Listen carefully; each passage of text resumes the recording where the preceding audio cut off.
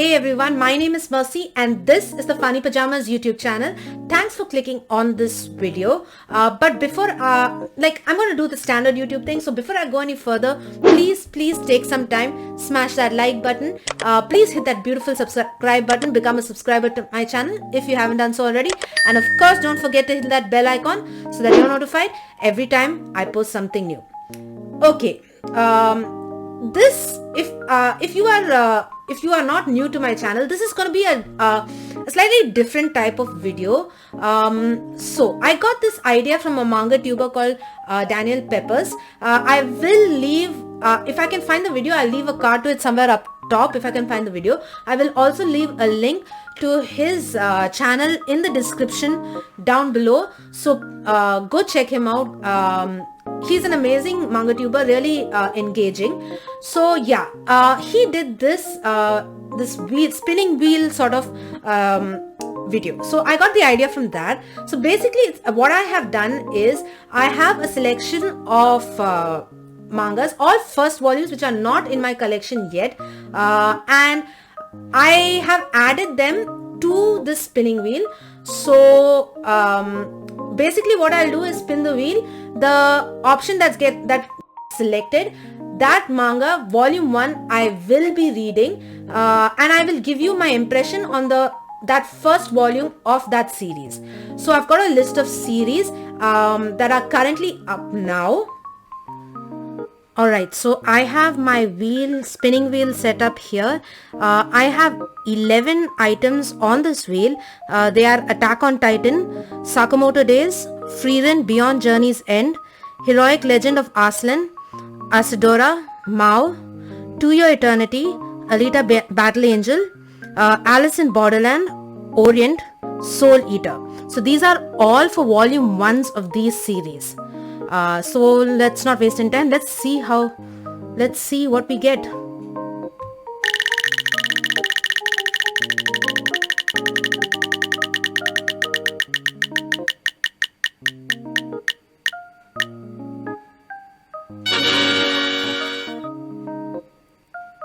Alright, so we seem to have gotten Asadora volume 1. So I will be getting that volume.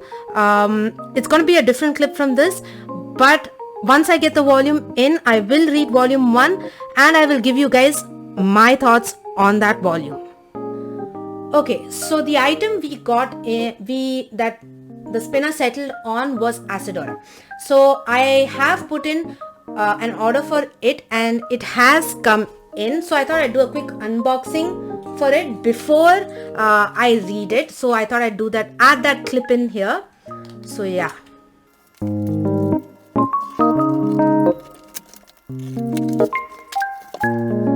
Okay, so I've received my copy of Asadora Volume 1. This is a series by Naoki Urasawa. I am currently actively collecting volumes. I am currently actively collecting Monster and 20th Century Boys. The reason I never got into Asadora was mainly because it's an ongoing series, and lately I found out that it is going to be going on hiatus for some time. But well, anyway, since this fate has decided that I should read this one volume, I will read this volume and I will catch you in the next clip where I'll give you my quick thoughts and what I think of this series and whether or not I will continue to collect it or not. Okay, so I'm back and I read through the first volume of Asadora by Naoki Urasawa, and here are my thoughts. So first I'll give you a brief synopsis of what actually occurs in this volume. So we start off, straight off we've got this, let's take a look at the presentation of this. It's got this French flaps, fake French flaps, I don't know exactly what the term is, but you've got some color pages straight off. So we start off with these color pages. We start off in the year 2020, Tokyo 2020, when I think the Olympics are going on, and then we go back in time to I think 1950 something. I'm not sure. Let me just check the date. 1959. We go back in time to 1959. So first we start off in the year 2020. It's the Tokyo Olympics, and there's this huge devastation that's occurring, and we don't really know what's going on, what's happening. So yeah, we get an idea. We have first straight off we start off that. we get a brief glimpse of the devastation, and then we jump to 1959, and we pick up with Asa. So our main character, her name is Asa, and she's from a family of a very large family. She's got lots of siblings, and due to that she tends to be forgotten. People tend to forget her name. They mix her up for her other siblings and stuff. So she kind of feels bad about that, but she still takes it in her stride. So she's in the first when we are introduced to her, she's running through town. There seems to be a typhoon that's going to hit her village, and she's currently looking for a doctor because her mother is gone into labor, and she's about to give birth to her future sibling, so another sibling, so another addition to the family. So her mother is in labor, so Asa is busy running through the town looking for the doctor. So she finds the doctor, and we meet a couple of people on the way, and they, as obvious as I mentioned before, they seem to forget her name. They mix her up for her other siblings, and she always bemoans that she's got a very ordinary name compared to her other sisters and other brothers.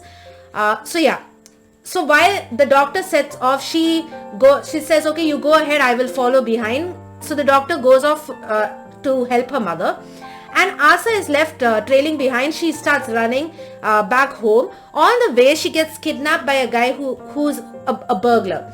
He mistakes her for the doctor's daughter and thinks he can get some money. Now he's run into hard times, and we get a look into his past life. So it's this gentleman here, an older gentleman, this guy here, and he kidnaps her thinking she's the doctor's daughter, and that he might be able to get some ransom. As it can be seen, he's fallen on hard times, he's desperate, and as we go ahead with the story, we find out that he's actually a pretty good guy. He's actually a war veteran from World War II, and after the war, he had difficulty finding a stable job. He was having a stable job, and then he's framed for something, for a theft that he never committed, and he gets sacked, and then after that he finds it really difficult getting a job. He gets into gambling. He's lost his family during the war, his child and his wife. He loses them during the war, and so basically he's a really good pilot. He was a pilot during during World War II. And he's capable of pulling off some really tricky maneuvers. And so when he meets Asa, he tells her his life story. And she, being the person, she's a very charming, sweet young girl. Despite the adversities thrown in her face, she copes with it really well. So Asa, so this old guy, he's got her tied up, and they're taking shelter from the storm. So there's a huge typhoon hitting, and there are these loud noises which presumably are due to the wind and all that. And as the typhoon begins to gain force, the warehouse where they are taking shelter starts coming apart. So they rush to these container units, and then they lock themselves up in this. Now a certain amount of time passes. We don't know exactly how much, but both Asa and this old guy, they are taking refuge in these shipping containers.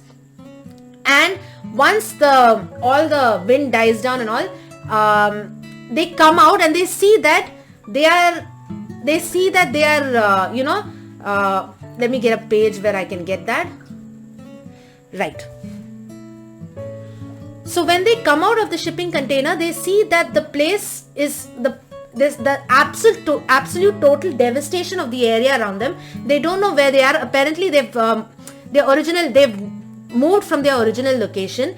So they look around, they see this absolute total devastation, and Asa is obviously worried about her family. She wants to get to them, but then as they move through this devastation, as they navigate, they start seeing people who are in need, people who are they're stranded and they need help, and Asa wants to help them. That's just the type of person she is, the kind-hearted, sweet little girl she is. She wants to help them. So she convinces the old guy that, see, we need to help these people. So they come up with a plan. She's eaten this old guy while they are sitting in the shipping container. He manages to give her a few rice balls that he's got. So she eats it, and an idea strikes her. She's like, why don't we make rice balls for everyone? So the old guy takes her to this lady who's the one who makes these rice balls him in the first place, and this lady.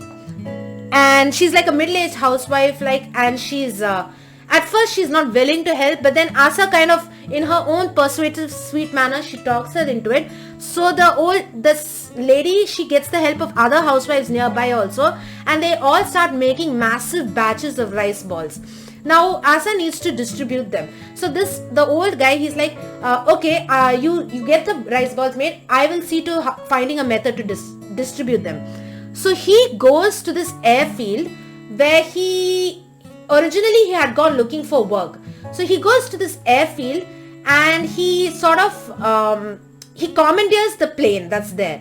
In the process he gets hurt, but despite that he steals the plane and he brings it over to Asa, and they both of them, they climb into the plane. He starts piloting the plane over the entire area, and they start distributing the rice balls. Now how they distribute them is through these, she drops them down, she ties them to these balloons, and then they slowly drift down to the survivors that are down there that need the food. So I think they get bottles of water also. So it's just basically all these unlikely people that band together, the housewives, Asa, this old man. Even when the authorities come and stop the old guy from taking the plane, the housewives who are originally it's as if they are in it for just the reward. They kind of step in and they say, why are you stopping? These people need, and sort of they need the charity, they need the food, the survivors need. So it's just basically a whole group of people banding together, all held together by Asa and her sweet nature, by her kind heart. She takes the initiative, becomes sort of like a small hero, and she sort of takes the initiative to help out all the people who are in need. And while she's doing it, she's also looking. So after they finish distributing all the rice balls that they have, they go looking for her family, and they sort of look for landmarks, and they locate the place where her family was supposed to be. And basically this look at the total devastation in this area. So they find the place where her family is supposed to be, but it ends on, it's totally destroyed. There's absolutely there's no sign of anything, of anyone. The place is filled with lumber logs, and Asa's, but at the same time it ends on a cliffhanger. I don't know whether you saw that final page, but just as they are flying off, they see something in the debris. They see these massive footprints. So they look like footprints. So now the question is, what was it? The typhoon that caused all this devastation, or was it something hiding in the typhoon? So we don't really know. So basically it ends off with that cliffhanger. Now this is my first, now though I am actively collecting 20th Century Boys and Monster, this is my first introduction to Naoki Urasawa's works. I've heard his works a bit of a slow burn, but this series did its job in that it got me hooked straight off. Now I would have I would have gone ahead and got the remainder of the volumes, but the only reason I am not going to be collecting this right now is because when I'm recording this series is currently on hiatus. So Naoki Urasawa has announced that he's going on a hiatus for this series. So it's a personal rule of mine that I don't collect series that are on hiatus. That's basically the reason why I'm not collecting Nana. I'm not collecting Vagabond. It's basically because those series are on hiatus, and that's kind of the reason why I'm not collecting Asadora. I'll wait for it to come off hiatus, which I'm hoping that it will. I mean, Hunter x Hunter came off hiatus after such a long time, so I definitely have hope for Asadora. So when it does come off hiatus, I will definitely get into it. This entire series is so well done. Asadora as a main Asa as a main character is such a sweet girl. She's the glue that binds this whole thing together. And as a first volume, this series does what it's supposed to do. It has that hook that sinks you in, that holds you, keeps you hooked, makes you want to read more, makes you just, it gets you wanting to read the whole series, find out what it is, what caused this devastation. Is it really a monster involved? what is the reason, and somehow I'm guessing the Tokyo Olympics play into it, because there is a scene where there's this one boy who's her high school friend that she comes across, and he wants to make it to the Tokyo Olympics, and he's got his entire family rooting for him. They've got all the pressure on him. Basically his older brothers and all his father, I'm not sure whether it's his father also, but his older brothers and all are also were originally slated to join the Olympics, but then the World War happened, and they were unable to participate in the Olympics. So this young boy here, Sho, I believe his name is, he's got the expectations of his entire family riding on him. They're all hoping that he makes it to the Olympics. So they have mentioned this. Now, I don't know whether this is foreshadowing of anything for that matter, but I have a feeling the Olympics is somehow going to play a role in this series, because we start off straight with the 2020 Olympics where there's devastation being caused and people are running away from the stadiums and all. So that's somehow going to play, and I don't know how. Naoki Urasawa is a master of mystery. At least that's what I've heard. And from reading this, I can see where people come from. It is definitely the type of series that would keep me hooked. And personally, I would have no qualms in reading this if it hadn't been for the fact that it is on. So that's the only reason I will not be buying more volumes of this. I will wait for it to come off hiatus, and then definitely I will be getting into this series. Up until now, I think volumes 5 or 6 are out. I'm not sure. But that is as it is, as they say it is. So that's it. I would definitely recommend going into Asadora. Maybe if you like me have qualms about going into something which is on a hiatus, maybe give some of his other series a go, because this is anything to go by. I'm so glad I'm collecting 20th Century Boys and Monster, because I know I'm going to enjoy my time with those. So Asadora, I can definitely recommend it. I don't know whether the first volume is enough to rank this, so I'm not going to give a ranking right now. Maybe if I read more of the series, but definitely I would definitely recommend this series. I had a fun time with it. It was just it had a mixture of all the things that ticked all the right boxes for me. So I would definitely recommend. So that's it. This is the first time I'm trying out a type of video like this, where the spinning wheel of manga kind of decides what I read. And this is normally something that I wouldn't have gone into, because I was collecting the other series. But it's good that I get to try out, branch out a bit. And this sort of thing gives me an initiative to try out different series.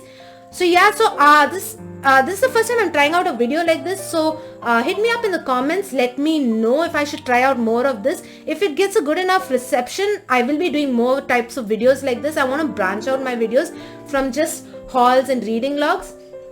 So yeah, I would love to hear from you guys, your feedback. My social media handles are also up on the screen right now. So hit me up on social media. I can't wait to hear from you. Twitter, Instagram, Facebook. Links are also in the description down below. And if you want to hit me up by email, my email is also currently up on the screen, simply on mercy@funny-pajamas.com, pajamas with a Y. So I can't wait to hear from you guys. So that's all for this video right now. I want your feedback on whether I should do more videos like this. Any other video suggestions or ideas are always welcome, because it would really help me improve my content. So that's all I have for you right now. I am going to sign out. This is Mercy signing out for now. Bye. Have a good one, everyone.